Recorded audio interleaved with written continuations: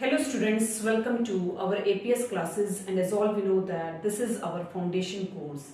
And dear students, in our today's video we will discuss about the class 8th sample paper for the subject science that is to be held in March 2022. तो प्यारे बच्चों, इससे पहले जो हमने video बनाई है वो क्लास 3rd की और क्लास 5th की सैम्पल पेपर की बनाई है, जिसमें हमने अलग अलग सब्जेक्ट्स को डिस्कस किया और उस वीडियो में हमने पेपर्स को डिटेल में सॉल्व किया, जिससे कि बच्चों को किसी भी तरह की कोई परेशानी नहीं हो रही होगी, क्योंकि वो हमने डिटेल में सॉल्व करवा दिए हैं और उसमें बच्चों को ये भी पता चल चुका होगा कि किस तरह का उनका जो है वो पैटर्न रहेगा। आज हमने क्लास 8th का सब्जेक्ट साइंस लिया है, जिसमें कि हम इस पेपर को सॉल्व करेंगे और साथ में इसमें हर क्वेश्चन का जो एक डिस्ट्रीब्यूशन ऑफ मार्क्स है वो किस तरह का रहेगा, टोटल मार्क्स जो होंगे इस पेपर के कितने रहेंगे, टाइम ड्यूरेशन जो होगा वो कितना दिया जाएगा इस पेपर को करने के लिए, तो ये जो है वो आज हम डिस्कस करेंगे। So this sample paper is recently issued by the HP board of school education Dharamshala. तो अब हम शुरू करते हैं बेटे क्लास 8th का sample paper for the subject science session March 2022 and this sample paper is recently issued by the HP board of school education Dharamshala. So बेटे, आपका जो पेपर का जो अटेम्प्ट करने का जो ड्यूरेशन रहेगा वो रहेगा आपका 3 आवर्स का। मिनिमम आपको 3 आवर्स जो होंगे इस पेपर को करने के लिए दिए जाएंगे। मैक्सिमम मार्क्स जो रहेंगे वो आपके 100 मार्क्स रहेंगे और इस पेपर में all the questions are compulsory, सभी के सभी क्वेश्चंस जो होंगे वो आपको अटेम्प्ट करने होंगे। पहला क्वेश्चन है हमारा बेटे, चूज द करेक्ट ऑप्शंस। ठीक है, ये एमसीक्यू बेस्ड क्वेश्चंस रहेंगे आपके और इसमें आपके पास ऑप्शंस दिए जाएंगे। उन ऑप्शंस में से आपको करेक्ट ऑप्शन जो होगा वो चूज करना होगा और हर एक क्वेश्चन जो होगा वो 1 मार्क्स को कैरी करेगा। टोटल आपको 25 क्वेश्चंस एमसीक्यू बेस्ड क्वेश्चंस दिए जाएंगे और हर एक क्वेश्चन का जो होगा वो 1 मार्क्स होगा। तो इस तरह से टोटल जो आपके फर्स्ट क्वेश्चन के जो मार्क्स रहेंगे वो 25 मार्क्स रहेंगे। तो हम फर्स्ट शुरू करते हैं बेटे अपना first question. Choose the correct options, 25 MCQ questions, 1 mark each. So your first question is reproductive age in women starts when there. जो वुमेन्स हैं उनमें रिप्रोडक्टिव जो एज है वो कब स्टार्ट होती है? That is when the menstruation starts, second when breast starts developing, third body weight increases या फिर height increases. So reproductive age in women starts when the menstruation start, either their breasts start developing या फिर body weight increases, जब उनका body weight increase करता है, या फिर height increase करने के ऊपर जो reproductive age है women's में वो start करता है। तो बेटे जो रिप्रोडक्टिव एज है वुमेन्स का वो ब्रेस्ट स्टार्ट डेवलपिंग करने के साथ साथ भी रिप्रोडक्टिव एज जो होता है वो शुरू नहीं करता है। बॉडी वेट के इंक्रीज करने के साथ भी रिप्रोडक्टिव एज होती है वुमेन्स की वो स्टार्ट नहीं करती है। इवन जब हाइट इंक्रीज कर जाती है तो भी रिप्रोडक्टिव एज होती है वो वुमेन्स की स्टार्ट नहीं होती है। बट रिप्रोडक्टिव एज वुमेन्स की कब स्टार्ट होती है? When the menstruation starts, when the menstruation starts. So this is the right answer.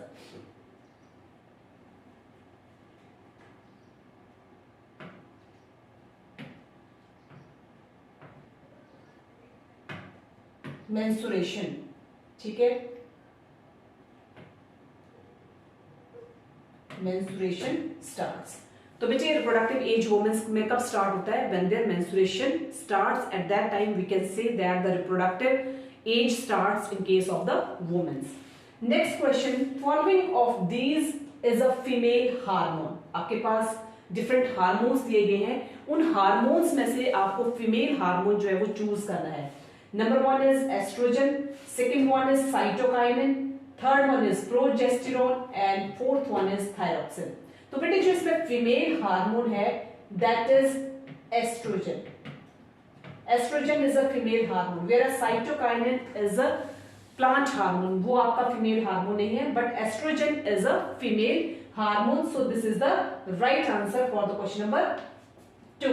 Next question is question number 3, and your question number 3 is when a sperm two types के sperms होते हैं, two types के हमारे पास sex chromosomes होते हैं, ठीक है, XX chromosomes and XY chromosomes. तो यहाँ पर पूछा गया है कि when a sperm having X Chrome, जब कोई स्पर्म है और उसके पास जो क्रोमोसोम है that is X chromosome, and when that X chromosome fuses with the ovum, when a sperm having X chromosome at that time it fuses with the ovum and the child born will be, तो child जो होगा वो कौन होगा, either male, B female, third male as well as female, and the fourth one is it depends upon the chance of the fusion। तो question क्या पूछा गया है, when a sperm having X chromosome it fuses with the ovum, at that time the child born will be either male, female, male or female both, या फिर it depends upon the chance of the fusion। तो अगर कोई sperm हमारा जिसके पास X chromosome है और वो फ्यूज करता है किसके साथ, ओवम के साथ, तो जो हमारा चाइल्ड बॉर्न होगा it will be female, it will be female, वो क्या रहेगा बेटे, फीमेल रहेगा। सो this is the right answer, female is the right answer. Next is question number 4, name the period of life when body undergoes reproductive maturity.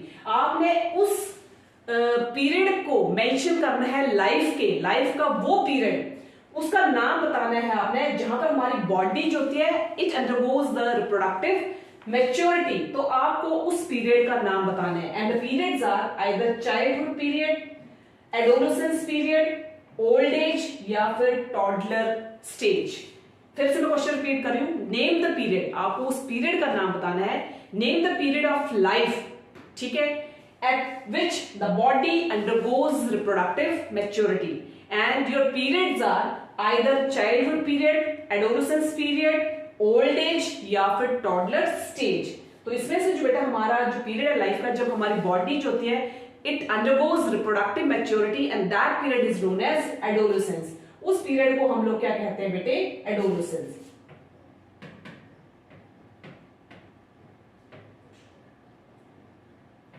Adolescence, so this is the right answer. तो आपको ये ध्यान रखना है कि जो हमारा period है लाइफ का, at that time when our body goes reproductive maturity, that period is known as adolescence period. Next is your question number 5, and your question number 5 is name the first step before growing crops. फसलों को उगाते आपने देखा होगा, तो फसलों को उगाने से पहले हमारा सबसे पहला स्टेप जो होता है वो क्या होता है, आइदर प्रिपरेशन, हार्वेस्ट, इरिगेशन और sowing. So name the first step before growing crops. ये सभी अच्छी तरह से जानते हैं कि जब हम क्रॉप्स को ग्रो करते हैं तो हमारा सबसे पहला स्टेप जो होता है वो क्या होता है। तो सबसे पहला स्टेप जो होता है हमारा बेटे दैट इज प्रिपरेशन। क्या होता है बेटे, preparation.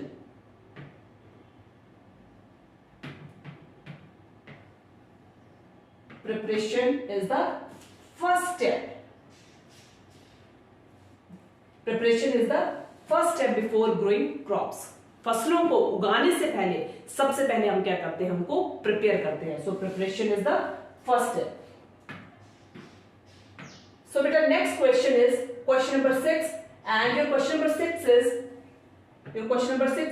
the process of the fusion of the gametes। उस प्रोसेस का नाम बताना है जहां पर gametes का फ्यूजन होता है। when gametes fuse with each other, at that time that process is known as either pollination, fertilization, fusion or fission। so name the process of fusion of the gametes, जहां पर gametes जो होते हैं वो fuse कर जाते हैं, at that time that process is known as either pollination process, fertilization process, fusion process और fission process। तो बेटे जो हमारी प्रोसेस में आपस में gametes जो होते हैं वो फ्यूज कर जाते हैं, that process is known as fertilization। उस प्रोसेस को क्या कहेंगे बेटे हम, fertilization।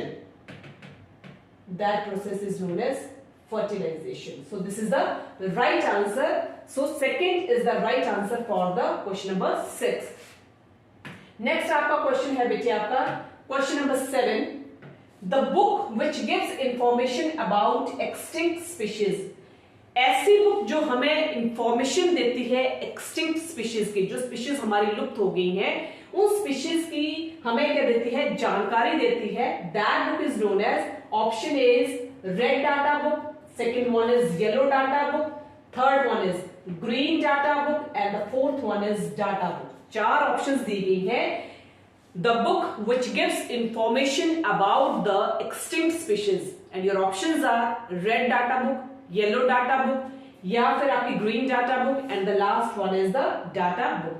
So the book which gives information about the extinct species, that book is known as red data book. उस book को हम क्या कहेंगे बेटे, red data book.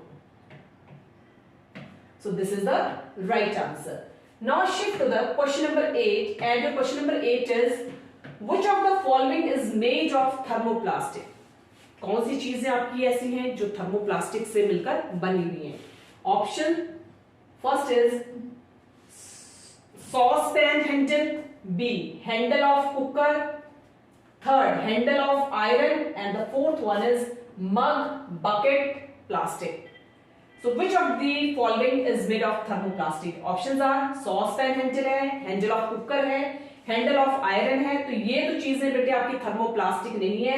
Saucepan handle, handle of cooker, handle of iron. So all these are not made up of thermoplastics, but only your mug, bucket, plastic. These are made of thermoplastics. So this is the right answer for the question number 8. Now your next question is purest form of carbon. Purest form of carbon options are number 1 is coal, B charcoal, C coke and fourth one is all of these. So write the purest form of carbon. So the purest form of carbon is coke. Purest form of carbon जो रहेगी बेटे वो क्या रहेगी आपकी, purest form of carbon is Coke. Purest form of carbon is Coke. So this is the right answer. Next is question number 10 and your question number 10 is the unit in which calorific value of fuel is expressed. आपने उस unit का नाम बताना है जहां पर calorific value of fuel जो होती है वो डिपेंड करती है. First is kilogram, second one is calorie पर ग्राम, कैलोरी पर किलोग्राम या फिर किलो जूल पर किलोग्राम. तो जो यूनिट है in which the calorific value of fuel is depend और expressed is known as kilo joule kilogram. Kilo joule kilogram. So this is the right answer. Now shift to the question number 11 and your question number 11 is Which of the following is natural resource? इनमें से कौन है जो natural resource है? Out of the following, which is a natural resource? Options are car, B bus, third water, fourth park. So सभी जानते हैं बेटे कि natural resource कौन सा है. ठीक है, जो कुदरती स्रोत है, कार, बस, पार्क, ये तो आपके कुदरती स्रोत नहीं है, नेचुरल रिसोर्स नहीं है. But your water is a natural resource. So this is the right answer for the question number 11. Now next is your question number 12. The best fire extinguisher to extinguish electric fire is. आपको best fire extinguisher का नाम बताना है जो कि क्या करता है, एक्सटिंग्विश करता है इलेक्ट्रिक फायर को. वो कौन कौन से बेटे? Petrol, second water, third sand, fourth is carbon dioxide. So the best fire extinguisher to extinguish electric fire, उस बेस्ट फायर एक्सटिंग्विशर का नाम बताना है जो कि एक्सटिंग्विश करता है इलेक्ट्रिक फायर को. वो या तो पेट्रोल है या फिर वाटर है या फिर सैंड है या फिर कार्बन डाइऑक्साइड है. So carbon dioxide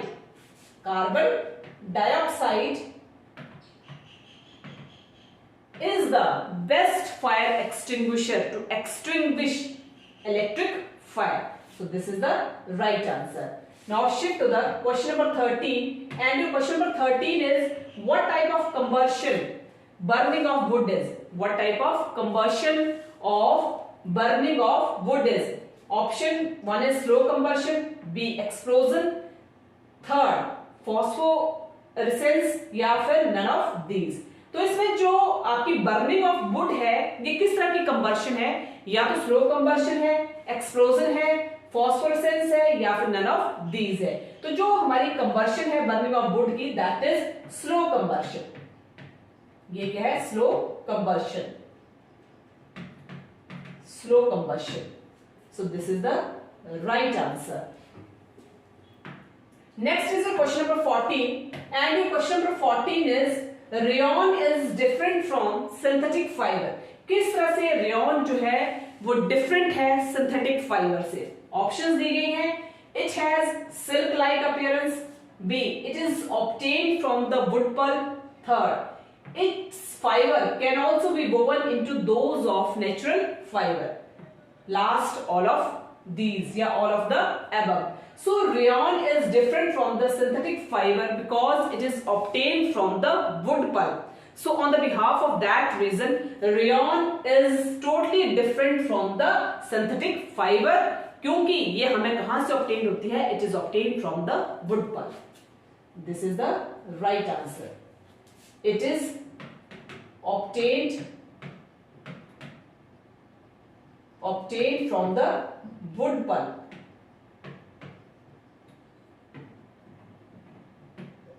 Wood pulp.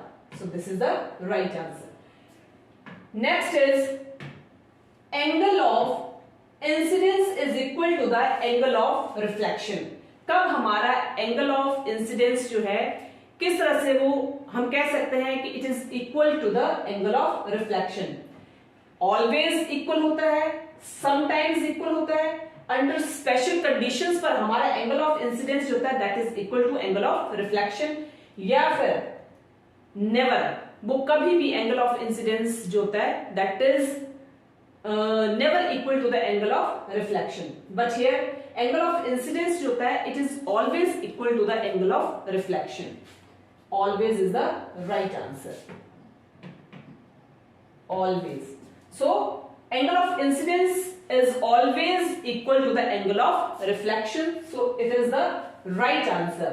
Now shift to the question number 16 and the question number 16 is sound can travel through. Options are gases only, solids only, liquids only and the last one is solid, liquids and gases. So बेटे sounds can travel through solid, liquid and gases. Sound जो होती है वो solid, liquid और gases तीनों mediums में क्या करती है, ट्रेवल करती है। So this is the right answer.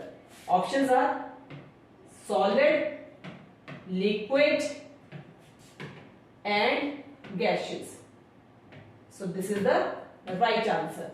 Now shift to the question number 17 and your question number 17 is Which of the following is a bad conductor of electricity? इनमें से कौन है जो कि bad conductor of electricity है? Options दिए गए हैं बेटे आपके पास, डिस्टिल्ड वाटर है, सिल्वर नाइट्रेट है, सल्फ्यूरिक एसिड है या फिर कॉपर सल्फेट है। इनमें से आपको ये बताना है कि इनमें से कौन है जो बैड कंडक्टर ऑफ इलेक्ट्रिसिटी है। सल्फ्यूरिक एसिड है, सिल्वर नाइट्रेट है, कॉपर सल्फेट है। इनको हम नहीं कह सकते हैं कि these are the bad conductor of electricity, but distilled water is a bad conductor of electricity. So distilled water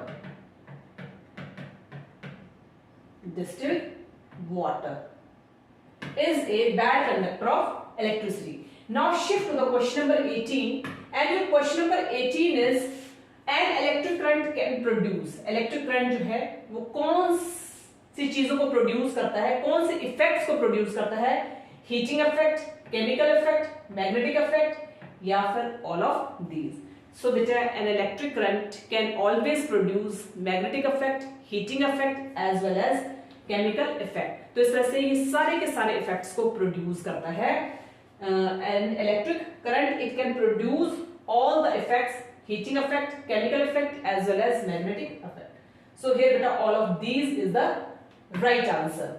Now shift to the question number 19 and your question number 19 is the splitting of white light into the 7 constituent colors is called either refraction, dispersion, deviation या फिर reflection. जो हमारी splitting है white light की वो 7 constant colours में, ठीक है, जब डिस्पर्स कर जाती है तो उस चीज को हम लोग क्या कहते हैं, रिफ्रैक्शन का प्रोसेस कहते हैं, डिस्पर्शन का प्रोसेस कहते हैं, डेविएशन का प्रोसेस कहते हैं, या फिर रिफ्लेक्शन का प्रोसेस कहते हैं। तो जिस प्रोसेस में हमारी स्प्लिटिंग होती है व्हाइट लाइट की into 7 constant colours, that process is called as dispersion. उस प्रोसेस को हम लोग क्या कहेंगे, dispersion. Not refraction, not deviation, and even not reflection, but that process is known as dispersion. So this is the right answer. Now shift to the question number 20, and your question number 20 is, what is the angle of incidence of a ray if the refracted ray is at angle of 90 degree to the incident ray?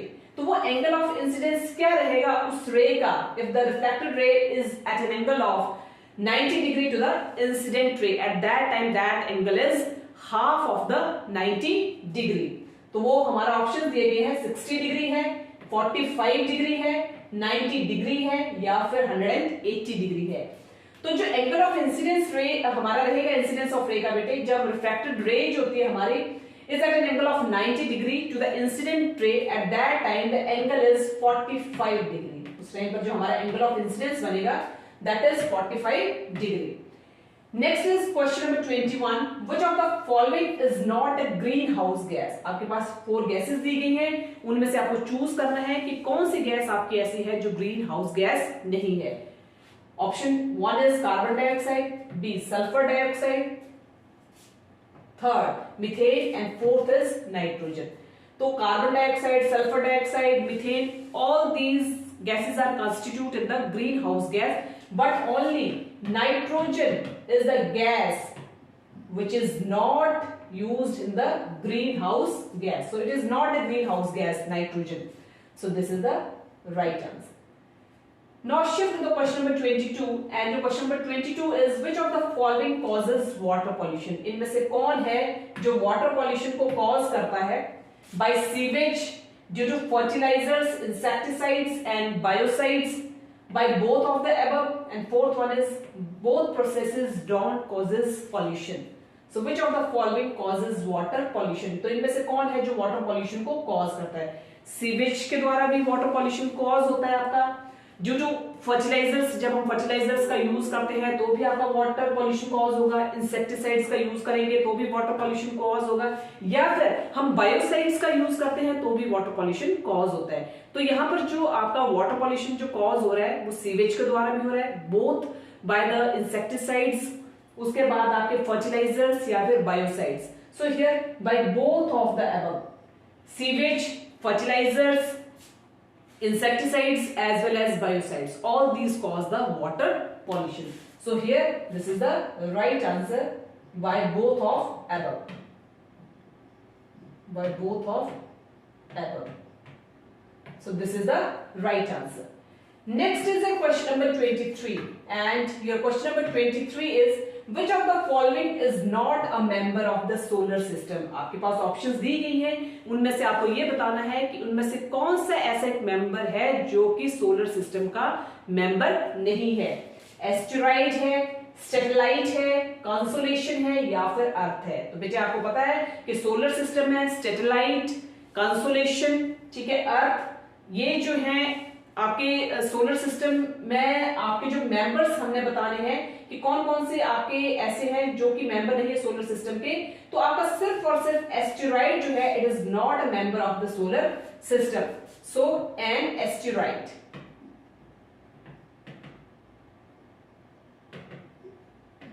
asteroid is not a member of the solar system. So here option A is the right answer for the question number 23. Now shift to the question number 24, and in question number 24 is, the sun appears to move from east to west. अगर आपका सन जो है वो appear हो रहा है कि वो मूव कर रहा है from east to west around the earth, हमें ऐसा लग रहा है कि सन जो है that moves to appear from east to west, ठीक है, around the earth. This means that earth rotates the, तो उसका मतलब क्या होगा कि अर्थ जो है वो रोटेट कर रहा है कहां से कहां, from east to west, from west to east, north to south and west to north. अगर हमें लग रहा है कि हमारा सन जो है वो मूव कर रहा है east to west from the earth, so this means आप ये सोचेंगे कि जो अर्थ है वो कहां से कहां तक जो है वो रोटेट करेगा, ईस्ट टू वेस्ट है, वेस्ट टू ईस्ट है, नॉर्थ टू साउथ है या फिर वेस्ट टू नॉर्थ है। तो बेटा अगर हमें सन दिखाई दे रहा है, हमें लग रहा है कि वो ईस्ट टू वेस्ट मूव कर रहा है अराउंड द अर्थ, तो जो हमारा अर्थ है वो रोटेट करेगा from west to east, west to east. So this is the right answer. Now it is our last question, that is question number 25, that is based on MCQ questions, and the question is which of the following cannot be charged easily by friction। कौन सा इनमें से ऐसा है जो कि हम वो इजिली चार्ज नहीं होता है, इवन टू कि हम जब उसके ऊपर फ्रिक्शन भी अप्लाई करें तो वो इजिली चार्ज नहीं होगा।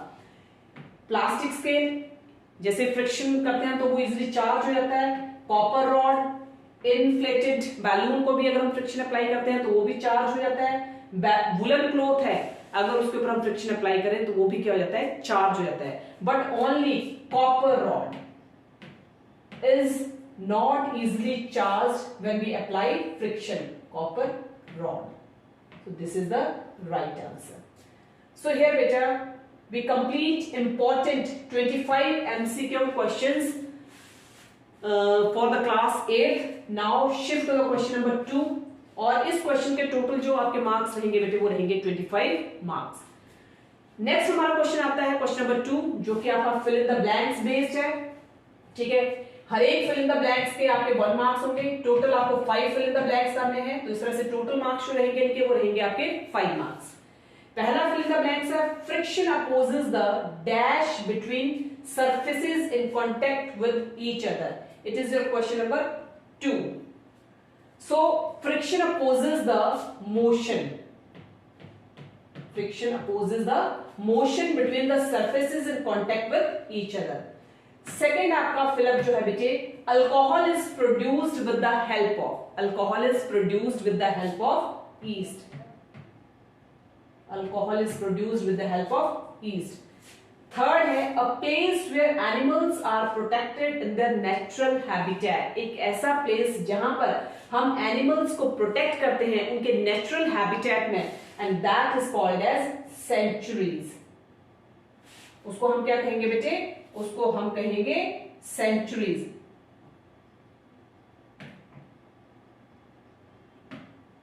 सेंचुरीज उसको हम क्या कहेंगे बेटे, centuries।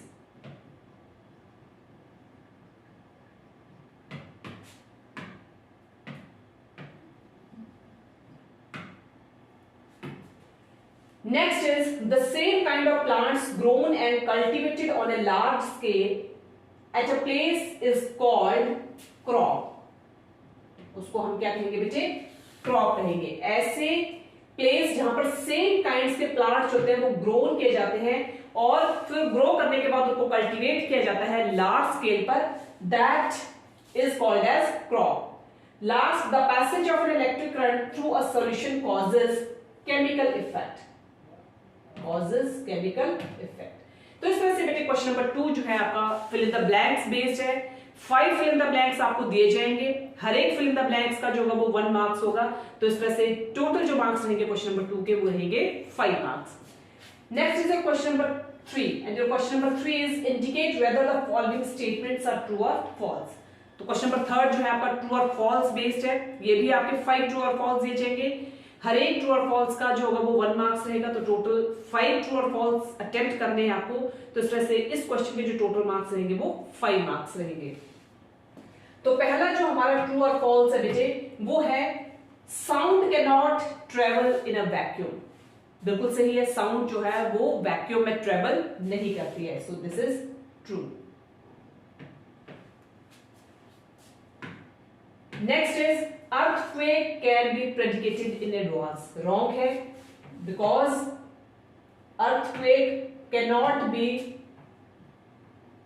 B predicted in advance. This is true. Second जो है earthquake can be predicted in advance, this is wrong statement because earthquake can not be predicted in advance, so it is false. This is false.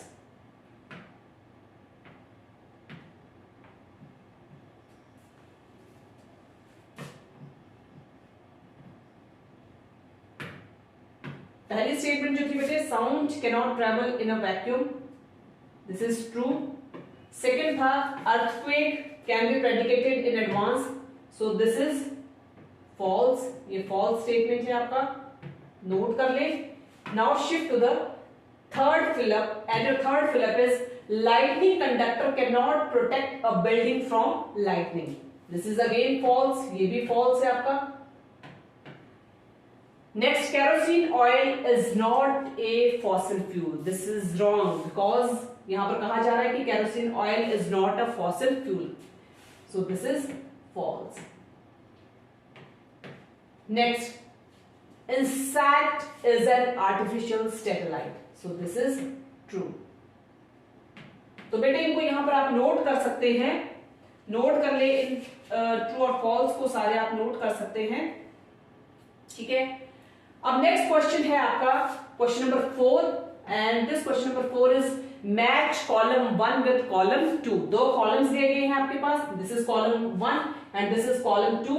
ये भी आपका 5 marks का है, हर एक column का जो होगा वो 1 मार्क्स होगा, तो टोटल मिलाकर आपको 5 अटेम्प्ट करने हैं। तो इस तरह से ये जो क्वेश्चन रहेगा आपका क्वेश्चन नंबर 4 वो रहेगा 5 मार्क्स का। Column 1, column 2। कॉलम 1 में जो दिए गए हैं आपके पास virus, phosphorus, chemical fertiliser, mercury and unit of frequency. Column 2 में जो दिए गए हैं urea, hertz, causative agent of Covid, active non metal and thermometer. अब हम मैच करेंगे बेटे कॉलम 1 को कॉलम 2 के साथ। Virus, causative agent of COVID, phosphorus, active non metal, chemical fertiliser urea, mercury, mercury जो है thermometer, mercury is thermometer, unit of frequency is hertz. Virus, positive agent of COVID, phosphorus, active non metal, chemical fertiliser, urea, mercury, thermometer, unit of frequency is hertz. So this is the correct way of matching the column 1 with column 2। तो ये आपका appropriate वे है column 1 को column 2 के साथ match करने का, और इस क्वेश्चन के जो टोटल मार्क्स रहेंगे वो रहेंगे आपके 5 marks. Next is your question number 5, and your question number 5 is right answers of the following questions in brief. Questions दिए गए हैं आपके पास, टोटल आपके पास 10 क्वेश्चंस दिए जाएंगे, हर एक क्वेश्चन के 2 मार्क्स होंगे, और ये क्वेश्चंस आपने ज्यादा डिटेल में नहीं लिखने हैं, ब्रीफ में लिखने हैं, क्योंकि हर एक क्वेश्चन जो वो कैरी करेगा 2 मार्क्स को। कुल मिलाकर आपको 5 क्वेश्चंस करने हैं, तो इस तरह से टोटल डिस्ट्रीब्यूशन ऑफ मार्क्स जो रहेंगे इस क्वेश्चन नंबर 5 के वो रहेंगे 10 मार्क्स। कितने मार्क्स रहेंगे बेटे? 10 मार्क्स रहेंगे आपके। 5 क्वेश्चंस अटेम्प्ट करने हैं, ठीक है, सॉरी 3 मार्क्स रहेंगे बेटे इस क्वेश्चन के आपके, 3 मार्क्स, ठीक है। 10 क्वेश्चंस आपको अटेम्प्ट करने हैं। कितने क्वेश्चंस अटेम्प्ट करने बेटे आपको? 10 क्वेश्चंस अटेम्प्ट करने हैं, और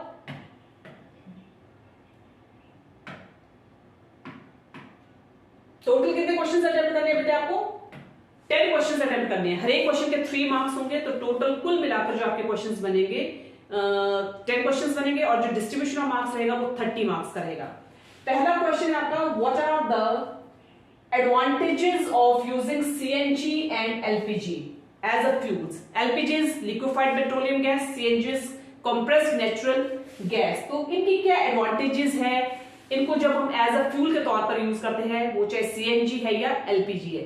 सबसे बड़ी इंपॉर्टेंट एडवांटेजेस जो है वो these fuels can be easily Saint through the pipes, ठीक है, इनको हम पाइप्स के थ्रू सेंड कर सकते हैं। दे आर लेस पॉल्यूटिंग, ये लेस पॉल्यूटिंग है एंड नॉन करोसिव है, और these fuels are much better as compare to the other fuels. दूसरा ये है कि दीज फ्यूल्स जो हैं इजिली स्टोर कर सकते हैं हम इनको, और स्टोर करने के साथ साथ हम इजिली इनको ट्रांसपोर्ट भी कर सकते हैं। दूसरा ये है कि these fuels are easily available है, और इजिली अवेलेबल होने के साथ साथ ये हमें लो कॉस्ट पर भी मिलते हैं। So these are the advantages of using CNG and LPG. तो पहला मैं इसमें लिख देती हूं बेटे,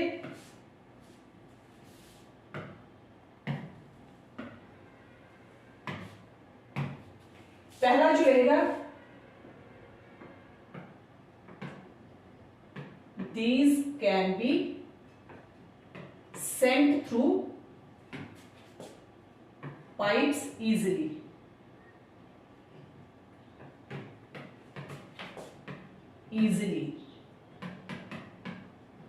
दूसरा है हमारा,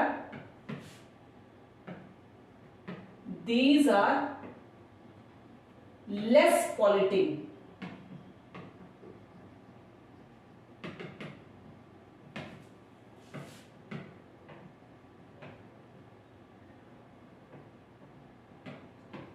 These are easily to store and transport. तो ये कुछ एडवांटेजेस हैं बेटे।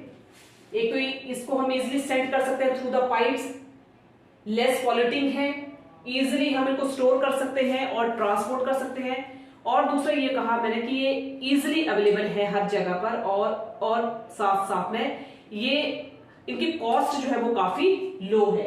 इस वजह से इनको हम एज अ फ्यूल के तौर पर यूज करते हैं इन एडवांटेजेस के बिहाफ पर, CNG as well as LPG को। Next question is make a level diagram of a candle flame. आपके पास एक डायग्राम दी गई है जिसको क्वेश्चन दिया गया है कि आपको एक वेल लेवल डायग्राम बनाना है कैंडल फ्लेम का। तो कैंडल फ्लेम का डायग्राम आप किस तरह से बना सकते हैं बेटे?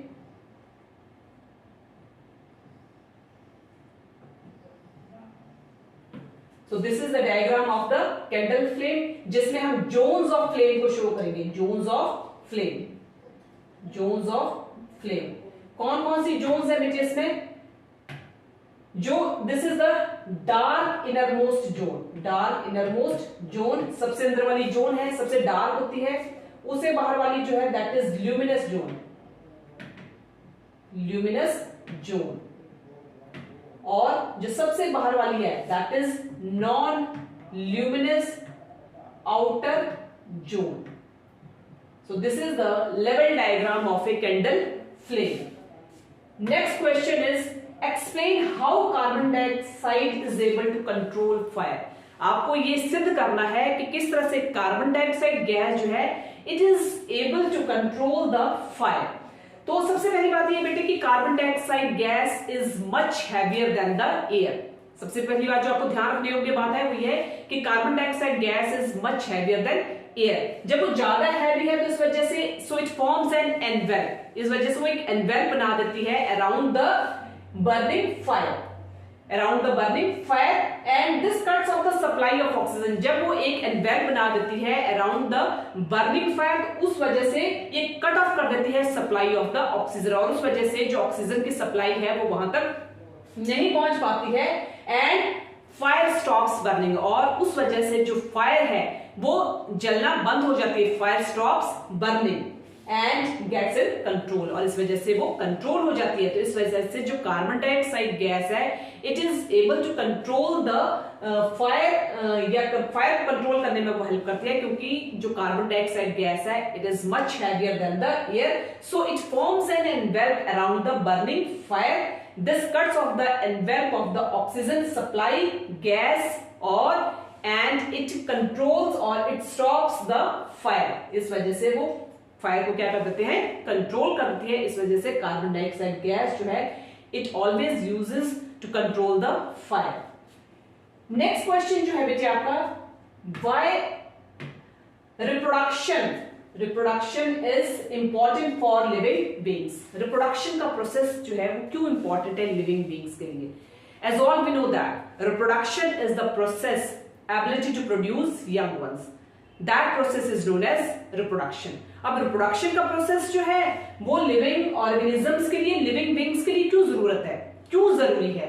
Without reproduction, continuity of the species will be stopped. जो continuity है species की, जो generation हमारी आगे से आगे बढ़ रही है, without the process of reproduction वो नहीं आगे बढ़ पाएगी।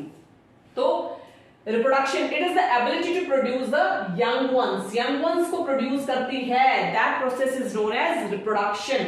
And reproduction helps to increase the population, reproduction की प्रोसेस की हेल्प से ही हमारी पॉपुलेशन जो है वो क्या हो रही है, इंक्रीज हो रही है। Increase the population of species कोई भी हो सकती है। विदाउट रिप्रोडक्शन का प्रोसेस जो है वो हर लिविंग ऑर्गेनिज्म में हो रहा है, और जब रिप्रोडक्शन का प्रोसेस लिविंग ऑर्गेनिज्म में हो रहा है तो उसकी हेल्प से जो पॉपुलेशन है वो इंक्रीज हो रही है, ठीक है, increase the population of its species. So it is an important biological process, ठीक है, सबसे इंपॉर्टेंट बायोलॉजिकल प्रोसेस है आपका रिप्रोडक्शन का and continuity of the species. अगर रिप्रोडक्शन का प्रोसेस नहीं होगा तो जो स्पीशीज की कंटिन्यूटी है वो नहीं होगी, आपकी जो पॉपुलेशन है वो स्टॉप हो जाएगी, जो कंटिन्यूटी है स्पीशीज की वो भी स्टॉप हो जाएगी, because reproduction is an important biological process for each and every organism. So it also involves the transmission of genetic characters from parents to the offspring. तो यहाँ लिखा भी है बेटे कि it involves the transmission of genetic material from parents to the offspring. जो भी हमारे genetic material, जो भी हमारे characters हैं, वो transmit होते हैं from generation to generation. जो हमारे parents के characters होंगे, that are easily transferred to the offsprings. वो offsprings में जाएंगे ही जाएंगे. So reproduction is an important process for the living organisms or living beings. Next question है बेटे हमारा, what is menstruation? menstruation क्या होता है? The rhythmic changes, जो भी हमारी changes होती है in the uterus, the rhythmic changes in the uterus which occur about every 28 days, हर एक 28 days के बाद जो rhythmic changes है हमारे वो occur करते हैं throughout the reproductive cycle of the woman except the pregnancy. ये जो आपका ड्यूरेशन है 28 डेज का, जिसमें कि हम इसमें क्या होता है कि जो एक रिदमिक चेंजेस हैं हमारे यूट्रस के वो अकर करते हैं एवरी 28 डेज, ठीक है, throughout the reproductive cycle of the women except pregnancy, and that is called as the menstrual cycle. तो उसको हम क्या कहेंगे बेटे, मेंस्ट्रुअल साइकिल कहेंगे। जो भी हमारे रिदमिक चेंजेस हो रहे हैं, ठीक है, specially in the uterus which occur after 28 days throughout the reproductive cycle of the woman except the pregnancy, at that time that cycle is known as the menstrual cycle. और ये जो इसमें बेटे हमारे कुछ सेक्स हार्मोन्स होते हैं जिनको हम क्या बोल रहे हैं, मेल्स के केस में होंगे तो मेल सेक्स हार्मोन है, फीमेल्स के केस में तो फीमेल सेक्स हार्मोन है। जो फीमेल सेक्स हार्मोन्स होते हैं वो initiate the thickening of the uterus wall. जो यूट्रस वॉल की जो थिकनिंग है that is on the behalf of the female sex hormones of the implantation of the fertilized ovum. अगर ओवम फर्टिलाइज्ड नहीं करता है, if the ovum is not fertilized, क्योंकि ovum fertilised करता है, ठीक है, अगर हमारा in case ovum is not fertilized, the lining wall is broken down. अगर जो आपका ओवम है it is not fertilized, अगर वो फर्टिलाइज नहीं होता है, at that time the uterine wall जो होगी या lining wall जो होगी that will be broken down, the discharge from the body वो broke down कर जाएगी जो lining wall होगी, and at that time the discharge from the body. This is called as the menstruation. उस phase को या उस process को हम लोग क्या कहेंगे, menstruation कहेंगे।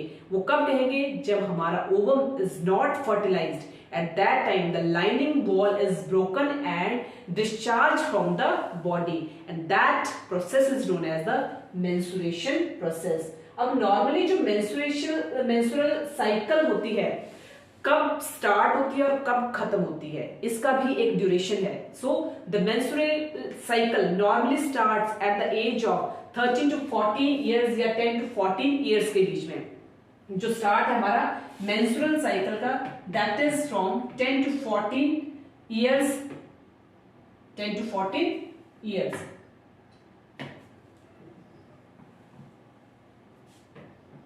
तो जो स्टार्ट है बेटे हमारा मेंस्ट्रुअल साइकिल का वो कहां से है, 10 to 14 ईयर्स के बीच में।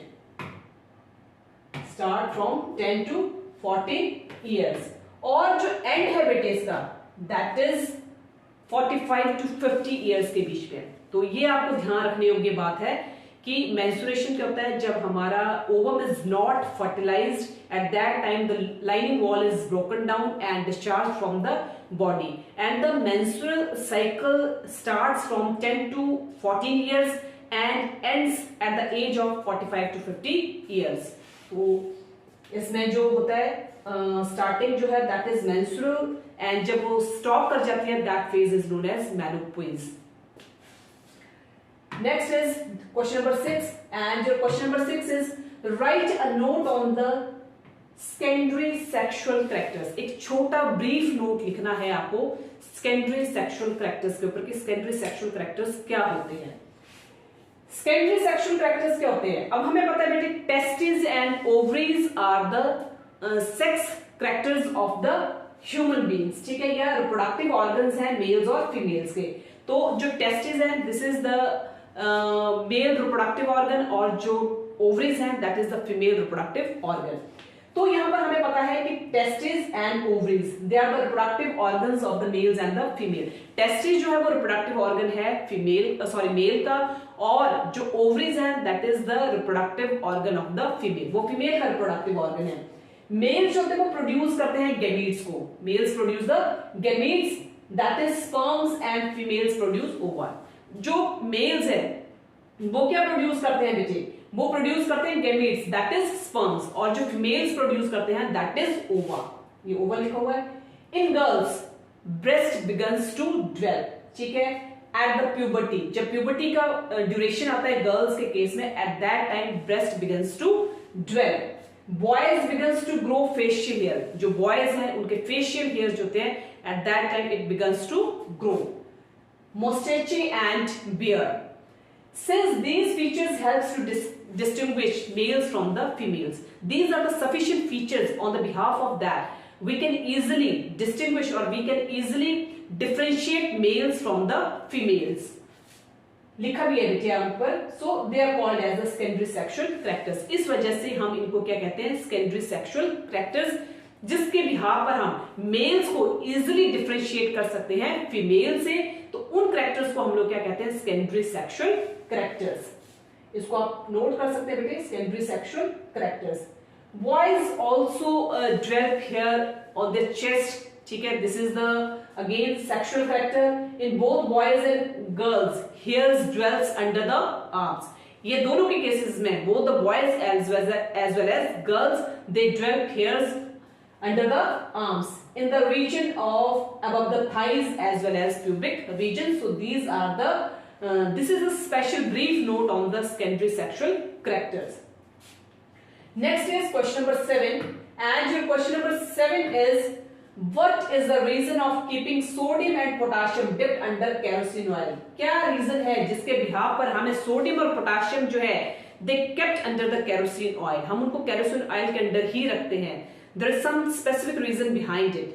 That's why we keep always sodium and potassium under the kerosene oil. तो हमें पता है कि sodium and potassium are very reactive metals. सबसे ज्यादा रिएक्टिव मेटल्स हैं. Reactive metal sodium and potassium, these are always reactive metals. और ये इतने रिएक्टिव मेटल्स हैं बेटे कि जिनको हम क्या नहीं कर सकते हैं, इनको हम अगर हम इनको वाटर या एयर में रखते हैं तो they can easily catch fire. इस वजह से हम इनको क्या करते हैं? कैच फायर करते हैं. और एयर और वाटर के साथ मिलकर ये क्या बनाते हैं? हाइड्रोक्साइड्स को बनाते हैं. वाटर के साथ मिलकर क्या बनाएंगे बेटे? ये हाइड्रोक्साइड्स. हाइड्रोक्साइड्स. ठीक है, so they are kept in kerosene oil. तो sodium and potassium they always kept under the kerosene oil because they are very reactive metal and they can easily react with water as well as air to form the hydroxides. That's why sodium and potassium always kept under the kerosene oil.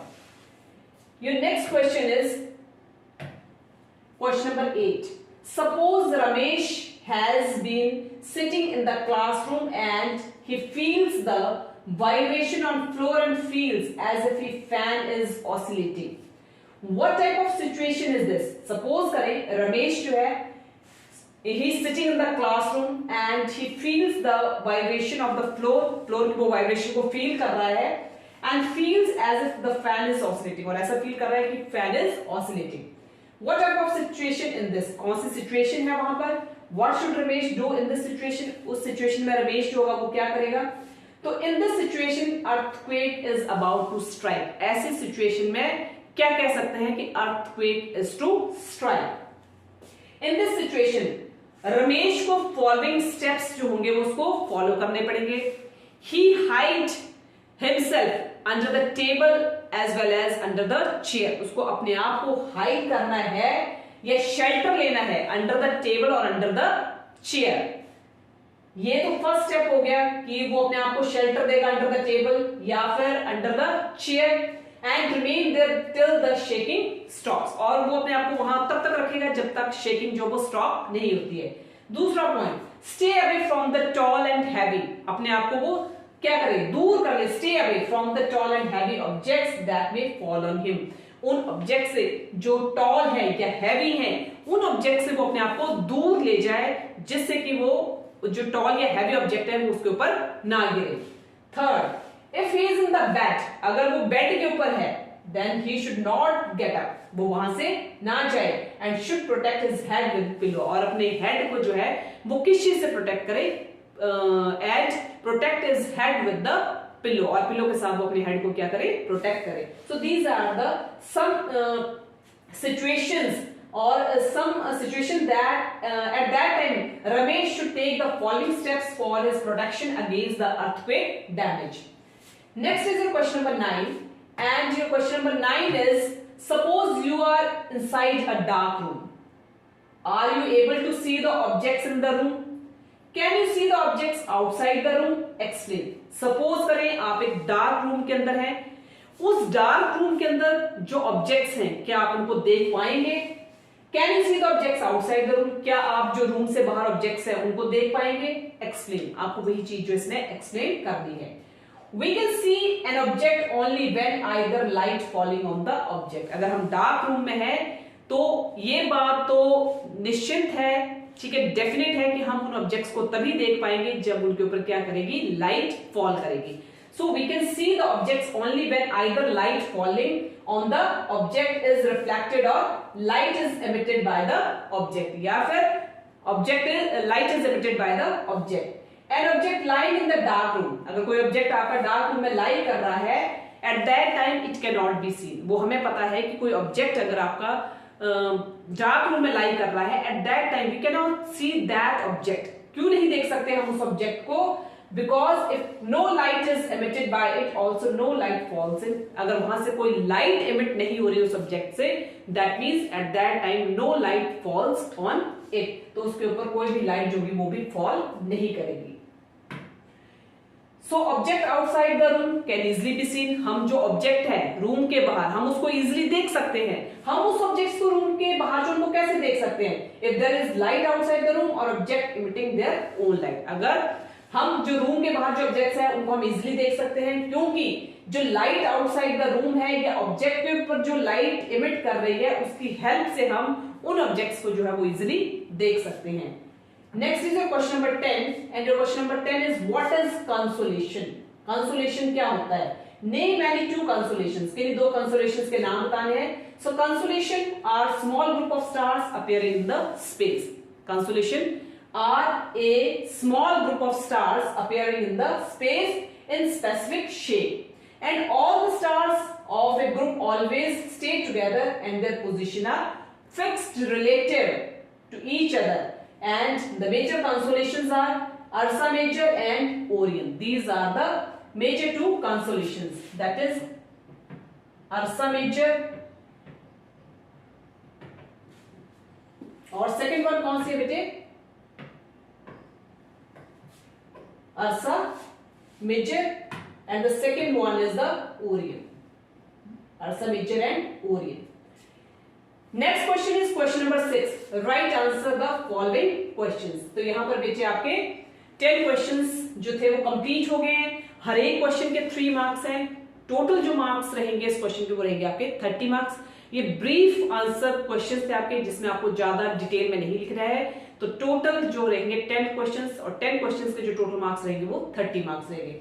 अब हम shift कर रहे हैं question number 6 पर। Right answer of the following questions. ये आपके जो है बेटे 4 क्वेश्चंस 5 क्वेश्चंस होंगे, हर एक क्वेश्चन के 4 मार्क्स होंगे, तो टोटल मिलाकर इसके जो मार्क्स बनेंगे वो बनेंगे आपके 20 मार्क्स। 20 मार्क्स का क्वेश्चन रहेंगे ये। पहला क्वेश्चन है right answer of the following questions. पहला क्वेश्चन है clear transparent water is always potable, comment. जो क्लियर ट्रांसपेरेंट वाटर है it is always potable, comment. It is not a correct statement. ये स्टेटमेंट जो है वो करेक्ट स्टेटमेंट नहीं है कि clear transparent water is always potable. It is not a clear statement. क्यों क्लियर स्टेटमेंट नहीं है? बिकॉज क्लियर ट्रांसपेरेंट वाटर में अपीयर क्लीन। जो हमें क्लियर ट्रांसपेरेंट वाटर होता है वो हमें दिखाई तो क्लीन देता है, बट उसमें आप देखेंगे तो उसमें छोटे छोटे माइक्रो ऑर्गेनिजम्स जो होते हैं वो वहां पर अक्कर करते हैं, एंड दीज माइक्रो ऑर्गेनिजम्स में causes diseases. So this is not a correct statement that clear transparent water is always potable. It is not a correct statement because clear transparent water may appear clean, but it may always consist of small microorganisms that causes number of diseases. वो number of diseases को क्या करते हैं? Cause करते हैं। It may contain dissolved impurities and many microorganisms. ठीक है, उसमें dissolved impurities के साथ साथ ढेरों microorganisms भी होंगे। These microorganisms may be the carrier of the diseases। और ये microorganisms होते हैं वो किस चीज के कैरियर है? नंबर ऑफ डिजीजेस को जो होते हैं microorganisms कॉज करते हैं। So water fit for drinking is clean, clear, transparent, odorless, devoid of germs। तो अगर हम जिस पानी को पीते हैं वो पानी कैसा होना चाहिए? क्लियर होना चाहिए, ट्रांसपेरेंट होना चाहिए, ठीक है, डिवाइड ऑफ इंप्योरिटीज होना चाहिए, डिवाइड ऑफ माइक्रो ऑर्गेनिजम्स होना चाहिए, जर्म्स होना चाहिए, उसमें कोई डिसॉल्व्ड इंप्योरिटीज नहीं होनी चाहिए, ठीक है। तो बेस्ट वे जो है हमारा to get the pure water that is to boil the water. अगर हम बेस्ट वे देखें कि हमारा कौन सा तरीका जो है वो बेस्ट है प्योर वाटर के लिए, that is to boil the water before drinking. पीने से पहले आप उस वाटर को क्या करें? बॉइल करें, ठीक है। क्योंकि जो बॉइलिंग होती है बेटे, that boiling kills the germs. वो बॉइलिंग जो होगी वो क्या करेगी? जर्म्स को किल कर देगी। जब जर्म्स किल हो जाएंगे that means that water is safe for us, और वो वाटर जो होगा वो हमारे लिए क्या होगा? सेफ होगा, and that water is free from the diseases. तो इस वजह से दैट वाटर इज क्या होगा? वो हमारे लिए सेफ रहेगा, safe for the drinking purposes. Next question जो है बेटे आपका that is question number 2, and your question number 2 is describe the characteristics and uses of Cokes. आपको कुछ कैरेक्टरिस्टिक्स और यूजेस जो है वो कोक्स के बताने हैं। तो पहले हम कैरेक्टरिस्टिक्स की बात करते हैं। ये टफ है, पोरस है एंड ब्लैक सब्सटेंस है।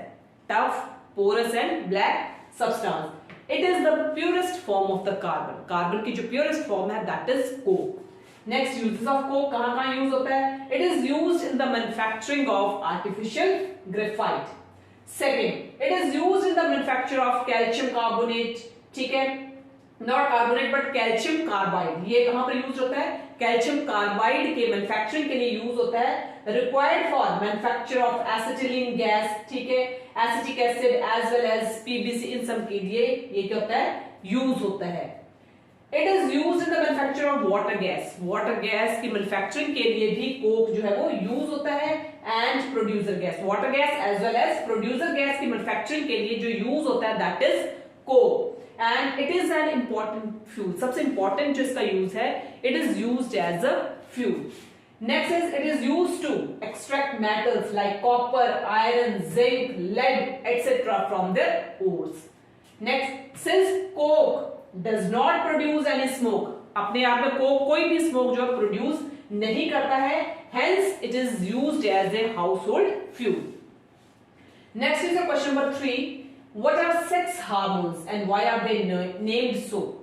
These are the hormones secreted by the testes in case of the male and ovaries in case of the female. So these are the sex hormones. So these are the sex hormones, and these hormones are secreted by the testes in case of the males and ovaries in case of the females. So here testes in case of males and ovaries in case of females. They are named so, क्यों name दिया गया इनको? Because they are secreted by the males as well as females, इस वजह से इनको नाम दिया गया है मेल सेक्स हार्मोन्स का या फीमेल सेक्स हार्मोन्स का, because these are produced by the males as well as females.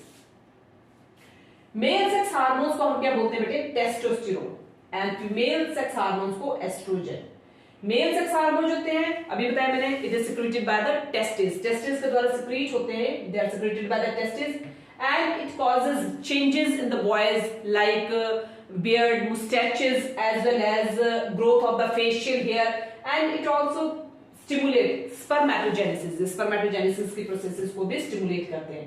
Whereas female sex hormone जो है, it is secreted by the ovaries, ये ovaries के द्वारा secrete होते हैं, and it controls the development of the secondary sexual characters and appearing of mammary glands, etc., and it maintains the pregnancy.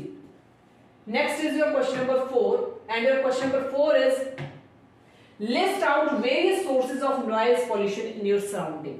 So there are various sources that create the noise pollution in our surrounding.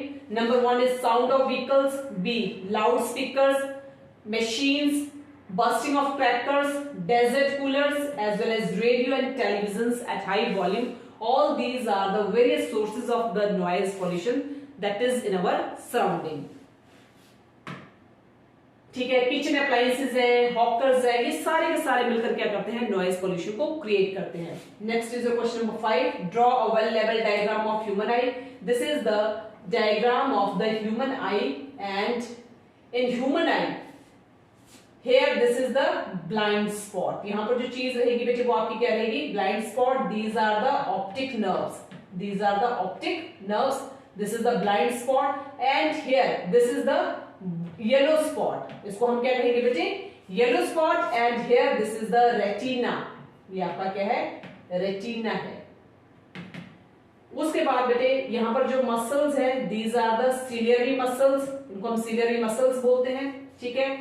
Here this is the choroid, and this is cornea, and here this is the iris, और iris के साथ यहां पर जो है that is pupil, and it is the aqueous humour. So this is the well लेवल diagram of the human eye. उसके बाद जो क्वेश्चन है बेटे आपका, make write answer of the following questions, ठीक है? क्वेश्चन नंबर 7 है, हर एक क्वेश्चन के 5 मार्क्स होंगे।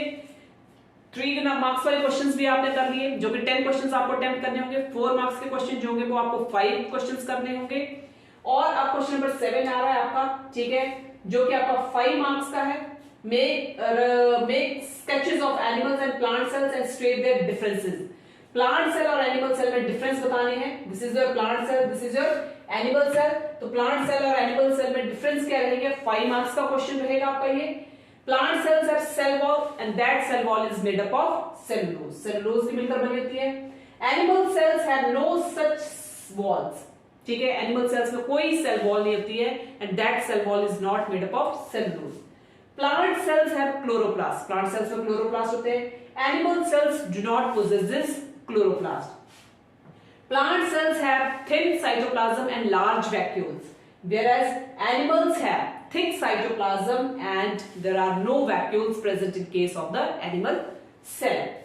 So this is the diagram of the plant cell and the animal cell. ठीक है, नेक्स्ट क्वेश्चन जो we give examples to show that friction is both a friend and a foe. Give an example to show that friction is both friend and foe. जिसमें आप ये show करेंगे कि जो friction है वो फ्रेंड भी है और फो भी है, because all the activities of the human beings और humans are possible only in the presence of friction. क्योंकि जितनी भी ह्यूमन एक्टिविटीज हो रही हैं that are only with the help of friction. So all the human activities are possible when there is friction is applicable. Friction होगा तभी वहां पर human activities जो होंगी वो होंगी. So we can say that friction is both friend and foe, because without friction no human activities are possible. Next question is friction कैसे friend है और फ्रिक्शन कैसे फो है. We can write with a pen और pencil. Suppose करो जैसे मैं अभी लिख रही हूं, ठीक है, that is only with the help of a friction, because we can write with a pen और जैसे अभी मैडम लिख रही है pen. So we can write with a pen or a pencil, that is only with the help of a friction. So we can say that friction is a friend. Teacher can write with a chalk on the blackboard. Teacher जो है वो chalk के साथ blackboard पर लिखता है. So friction, with the help of friction, teacher can write with the chalk on the blackboard. We walk on the floor. Suppose करो अभी मैं चल रही हूँ. We walk on the floor. मैं floor के ऊपर चल रही हूँ. That is with the help of friction. So we can say that friction is a friend because with the help of friction we can walk on the floor. Fixing a nail on the wall. Wall के ऊपर nail को fix करना. That is only due to with the help of friction. Friction as a foe. How can you say that friction as a foe? It wears outside the material. Second, it produces heat in machines which damages the part. ये machines में जो वो heat produce करता है friction, क्योंकि जैसे machines में friction apply होगा वैसे वहां पर heat produce होगी और heat के produce होने के साथ साथ जो parts होंगे वो उनको क्या कर सकते हैं, damage कर सकता है. Stones on rubbing produce fire. कभी दो पत्थरों को आपस में टकराते हुए अगर आप देखेंगे तो दोनों पत्थरों में जब टकराएंगे फ्रिक्शन होगी तो वहां से क्या होगा, जो फायर होगी वो प्रोड्यूस होगी. तो इस तरह से फ्रिक्शन जो वो फ्रेंड्स भी हैं एंड फो भी हैं. फो में मैंने आपको बता दिया, ठीक है, क्या करते हैं, इट वियर्स या it wears out the materials. ठीक है, उसके बाद मशीन्स में क्या करते हैं, it produces heat in the machines and damages the parts. When the two stones can be rub, जब हम दो स्टोनों को रब करेंगे दे प्रोड्यूस फायर. तो ये क्वेश्चंस जो है बेटे आपके 5 मार्क्स के रहेंगे. इस तरह से बेटे आज हमने डिटेल में आपके साथ 8th क्लास का साइंस का पेपर जो है वो हमने डिस्कस भी किया और उसको हमने डिटेल में सॉल्व भी किया. तो बेटे आपका जो टोटल मार्क्स रहेंगे पेपर के वो रहेंगे 100 मार्क्स. 25 क्वेश्चन जो होंगे वो आपके एमसीक्यू क्वेश्चंस रहेंगे. 5 क्वेश्चन जो होंगे वो आपके फिल इन द ब्लैंक्स के होंगे 5 मार्क्स के. ट्रू और फॉल्स भी आपके 5 मार्क्स के रहेंगे. 5 आपके ट्रू और फॉल्स होंगे. मैच द कॉलम है वो भी आपके 5 रहेंगे, 5 मार्क्स का रहेगा. उसके बाद आपके क्वेश्चन आंसर्स होंगे. राइट इन ब्रीफ, ब्रीफ में आपको लिखने होंगे, वो आपको 10 क्वेश्चंस अटेम्प्ट करने होंगे और हर एक क्वेश्चन के 3 मार्क्स होंगे. तो टोटल डिस्ट्रीब्यूशन ऑफ मार्क्स जो रहेगा वो 30 मार्क्स का रहेगा. उसके बाद नेक्स्ट आप 5 क्वेश्चंस अटेम्प्ट करेंगे, हर एक क्वेश्चन के 4 मार्क्स होंगे, 20 मार्क्स के क्वेश्चन रहेंगे. वो लास्ट जो आपका पार्ट रहेगा वो 5 मार्क्स का रहेगा और 3 क्वेश्चंस आपको जो होंगे वो 5 मार्क्स के अटेम्प्ट करने होंगे. तो टोटल आपके 15 मार्क्स रहेंगे. तो इस तरह से सारे पेपर का जब हम टोटल करें तो आपके टोटल जो बनेंगे वो 100 मार्क्स करेंगे. तो आई होप बेटे सभी बच्चों के लिए फाइनल एग्जाम में किसी भी तरह की कोई परेशानी नहीं होगी, क्योंकि हमने पेपर का पैटर्न जो है या पेपर का स्टाइल जो है और किस तरह से आपको पेपर को अटेम्प्ट करना है वो हमने डिटेल में या एपीएस क्लासेस ने आपको डिटेल में जो है वो सारा समझा दिया है. तो अब नेक्स्ट वीडियो में हम दूसरा पेपर जो है वो बेटे उसको हम सॉल्व करवाएंगे. So once again good night to all the students.